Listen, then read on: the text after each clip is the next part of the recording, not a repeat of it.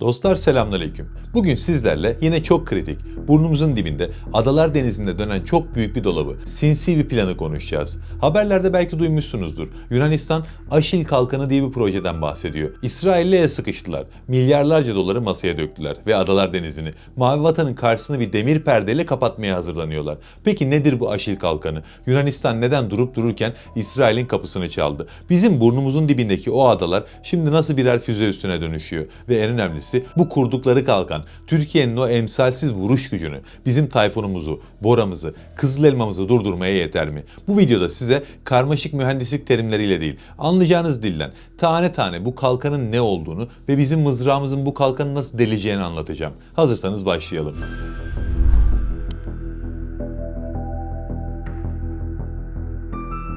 Biliyorsunuz son 10-15 yılda Türkiye savunma sanayinde bir devrim yaptı. Artık yapamazsınız denilen ne varsa yapıyoruz. İHA'larımız, SİHA'larımız dünyanın savaş tarihini değiştirdi. Karabağ'da, Libya'da gördük bunu. İşte bu durum Adalar Denizi'nin karşı kıyısında Atina'da çok ciddi bir paniğe sebep oldu. Eskiden neye güveniyorlardı? Batı'dan bin türlü borç harçla aldıkları donanmalarına, uçaklarına güveniyorlardı. Ama sonra bir baktılar ki Türkiye'nin ürettiği bir SİHA onların milyar dolarlık gemilerini, fırkateynlerini keklik gibi avlayabiliyor.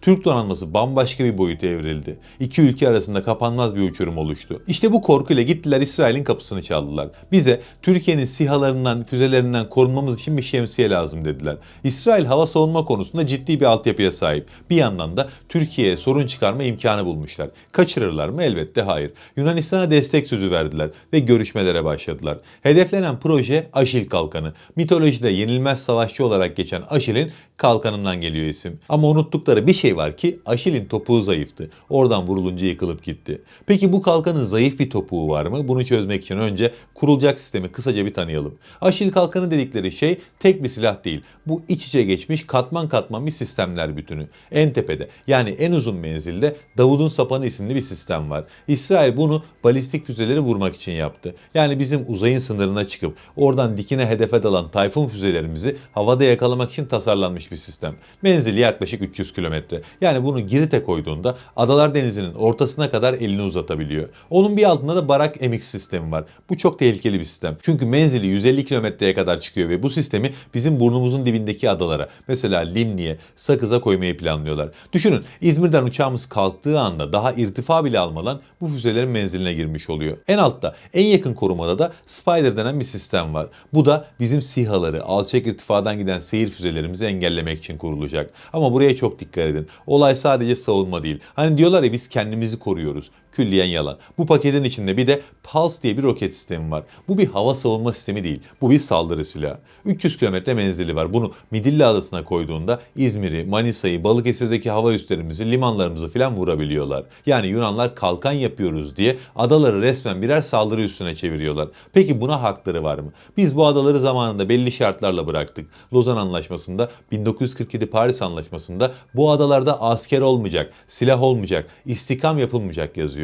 Sadece asayişi sağlayacak kadar jandarma, polis olabilir diyor. Peki Yunanistan ne yapıyor? Oraya bir jandarma karakolu kurmuyor. Oraya İsrail'in en gelişmiş füzelerini, 300 kilometre menzilli saldırı roketlerini yığıyor. Uluslararası hukukta buna esaslı ihlal denir. Yani sen kira kontratındaki eve zarar verme ile ilgili maddeyi çiğnersen, ev sahibi seni nasıl kapının önüne koyarsa, sen de bu adaların silahsızlık şartını bozarsan o adaların kime ait olduğu tartışmaya açılır. Türkiye yıllardır yapmayın, ateşe benzin dökmeyin diyor. Ama Yunanistan arkasına aldığı bazı güçlere ve şimdi İsrail'in teknolojisine güvenip ben meşru müdafaa yapıyorum, Türkiye beni tehdit ediyor yalanına sığınıyor. Türkiye büyük güç, tehdit etmez. Yapacaksa yapar.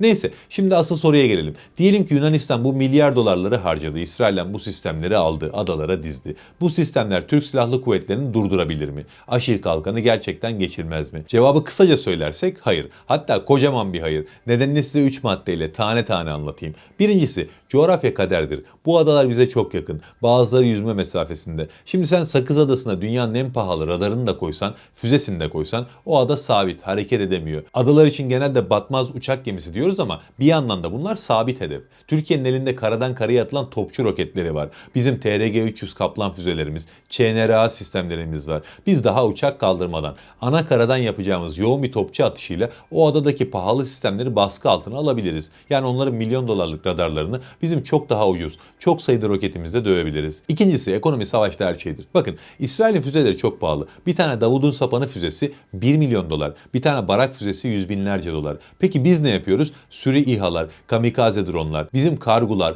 Alpagular bu füzelerin yanında çok ucuz kalıyor. Savaşta şöyle bir kural vardır. Düşmanını iflas ettireceksin. Biz adadaki bir bataryaya aynı anda 50 tane, 100 tane sahte hedef, ucuz drone gönderdiğimizde ne olacak? O sistem mecburen ateş edecek. Füzeleri bitecek. Yeniden doldurmak saatler sürer. İşte o füzeler bittiği anda o sistem kabak gibi ortada kalacak. Satürasyon diyoruz buna, yani sistemi doyurmak, kusturmak. Türk ordusu bu konuda dünyanın en tecrübeli ordularından biri. Üçüncüsü de derinlik yok. Adaların arkasında kaçacak yer yok. Türkiye ise devasa bir coğrafya. Bizim füzelerimiz Anadolu'nun derinliklerinden, dağların arkasından geliyor. Onların ise kaçacak yeri yok. Peki diyelim ki böyle satürasyon saldırısı falan yapmayacağız ve iş ciddiye bindi. Bir çatışma çıktı. Bizim elimiz armut mu toplayacak? Burada sahneye Tayfun çıkacak. Tayfun bir balistik füze. Ne demek bu? Ateşlendiğinde atmosferin sınırına kadar çıkıyor. Sonra oradan hedefe doğru ses hızının 5-6 katı bir süratle, yani hipersonik bir hızla dalışa geçiyor. Böyle bir hızı durdurmak çok ama çok zordur. Hatta bugünün şartlarında neredeyse imkansız. Yunanistan'ın alacağı o gelişmiş Davud'un sapanı sistemi bile bu kadar kısa mesafeden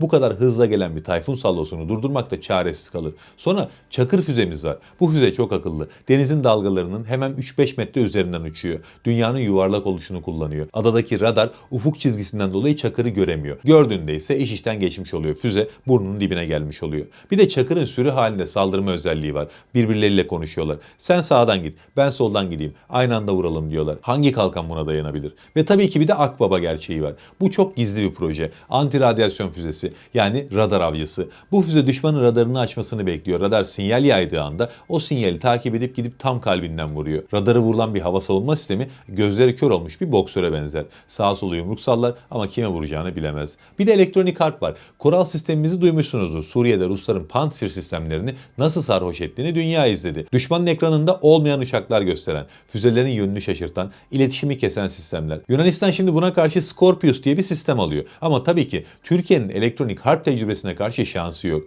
Yani kısacası Yunanistan 28 milyar avroluk devasa bir borcun altına girerek Adalar Denizi'ni silahlandırıp Türkiye'yi hapsetmeye çalışıyor. İsrail'in teknolojisine güveniyor. Batı'nın desteğine güveniyor. Aşil kalkanı kağıt üzerinde, broşürlerde havalı duran teknolojik bir proje. Evet, ciddiye almalıyız. Evet, küçümsememeliyiz. Ama şurası kesin ki karşısında köklü bir devlet geleneği, savaş tecrübesiyle pişmiş bir ordu ve her gün yeni bir teknoloji üreten Türk savunma sanayi var. Onların parayla satın aldığı kalkanı biz kendi mühendislerimizin alın teriyle, kendi fabrikalarımızda ürettiğimiz füzelerle deler geçeriz. Onlar bir füze alır, biz 1000 tane SİHA yaparız. Onlar bir radar kurar, biz onu kör edecek yazılımı yazarız. Tarih boyunca ne kaleler, ne zincirler, ne kalkanlar gördü bu millet. Hepsini açtı geçti. Aşil'in kalkanı da olsa, inşallah bir gün demir kubbede olsa, haklı olanın, güçlü olanın ve kendi göbeğini kendi kesenin önünde hiçbir set duramaz. Yani biz gök vatanımıza da, mavi vatanımıza da sahip çıkmaya devam edeceğiz. Onlar kalkan yapsın. Biz o kalkan aşacak yolu çoktan bulduk bile. Allah'a emanet olun.